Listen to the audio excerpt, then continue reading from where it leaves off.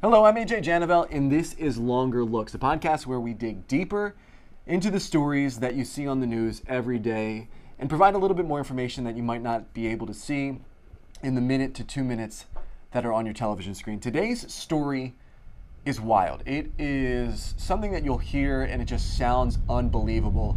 There's a little bit of a humor to it as well, but when you take a little bit deeper, you go past the headline, you realize that there is some concern with what deputies down in Pierce County are dealing with this situation.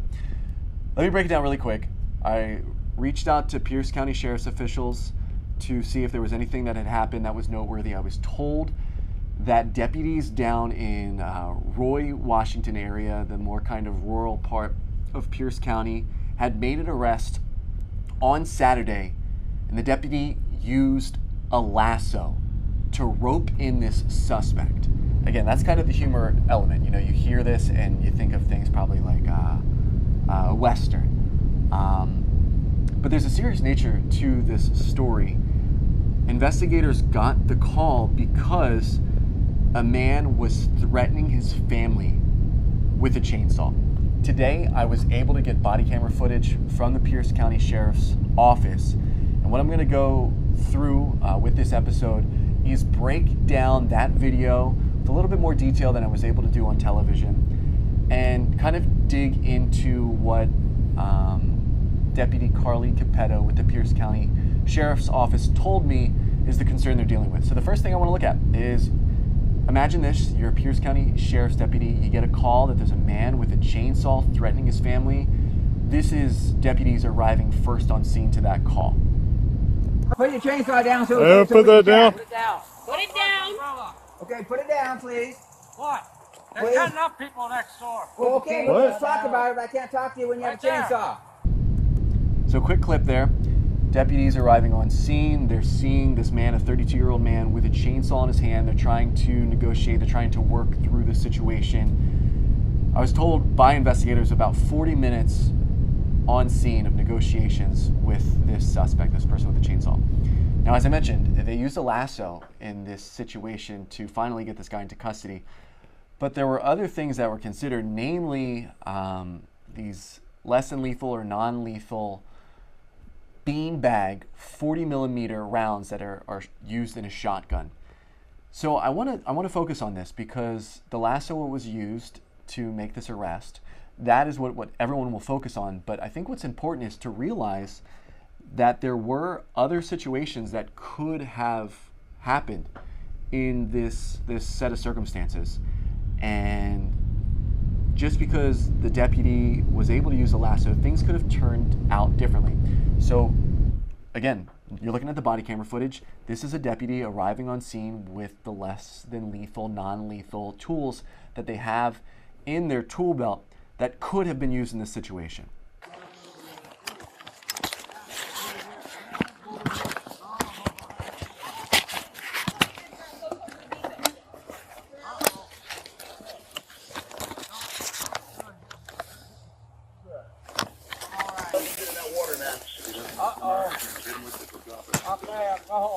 You know what this is? What? It's a beanbag gun. It's going to hurt when I shoot you with it.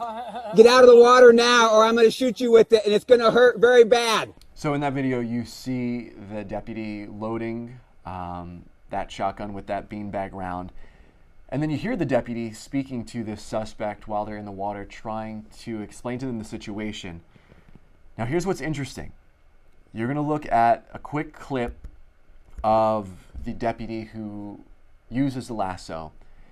And it is not something that every single deputy has at their disposal.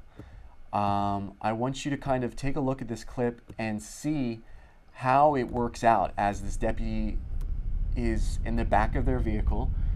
And what I was told by investigators is, you know, again, this isn't something that every deputy has. So watch as you're seeing from the point of view of the deputy who will eventually get this suspect into custody using a lasso. This is their point of view as they make that decision to, let me grab my rope too out of the back of my car. Oh, you didn't.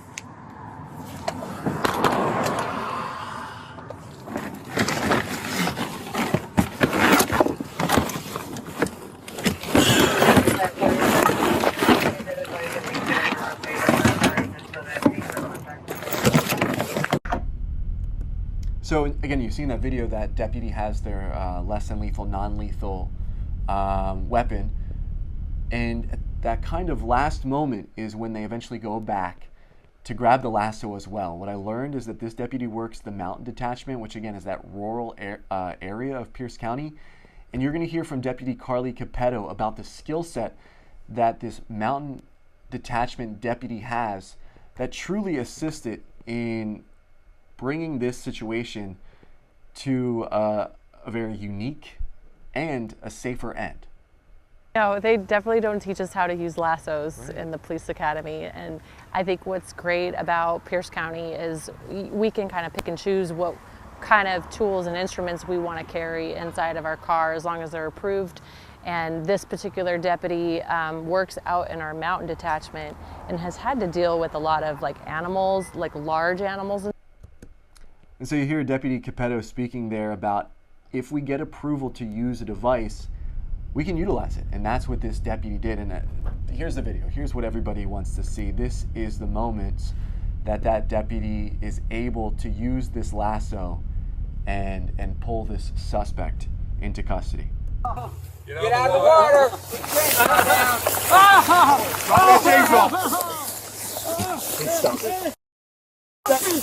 Get up!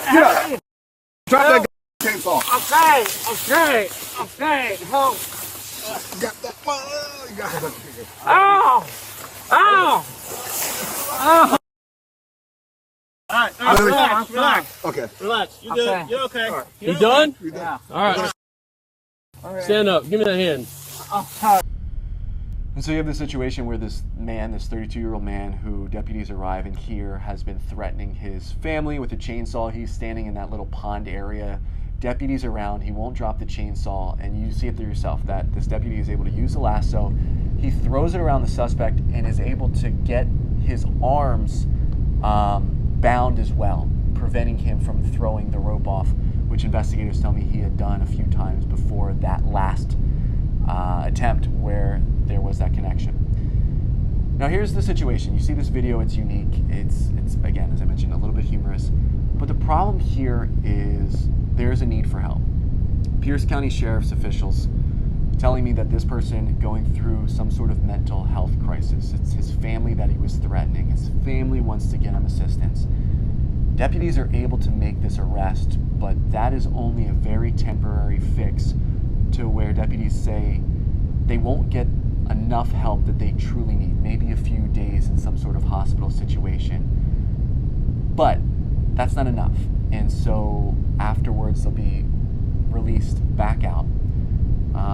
Here's Deputy Carly Capetto talking about the concerns with situations like this one and the countless other ones that deputies deal with regularly. But a lot of these families, their child will go to the hospital and receive a day or two of services and be released back. There's not a long-term solution for some of these people that are suffering from significant mental health illnesses. And a lot of these mental health illnesses only progress and get worse. And we need to come up with a solution as a society, or our response is going to be the continued response where we have to problem solve through these horrific situations and attempt to get everything under control in a safe manner just to have them come back and repeat. So the big question is, what is that answer? What can be done to help in these situations? Unfortunately, that's something that deputies don't have an answer to. So in the interim right now, it will remain the same. As Deputy Carly Capetto says, we'll intervene, we'll do what we can, but deputies know something more needs to be done, but what that is exactly is an unknown. That is it for this episode of Longer Looks. As always, I appreciate you taking some time to dig a little bit deeper into the stories that I work on throughout the week. We will have more episodes to come. Thank you again.